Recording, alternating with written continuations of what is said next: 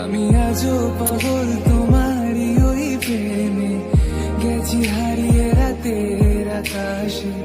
তবে কি কাহিনী শেষ আমাদের?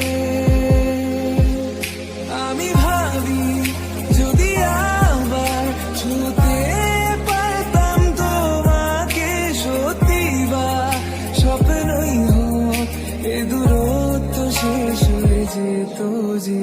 ভালো লাগা ভালোবাসার তফাৎ কি যে হয়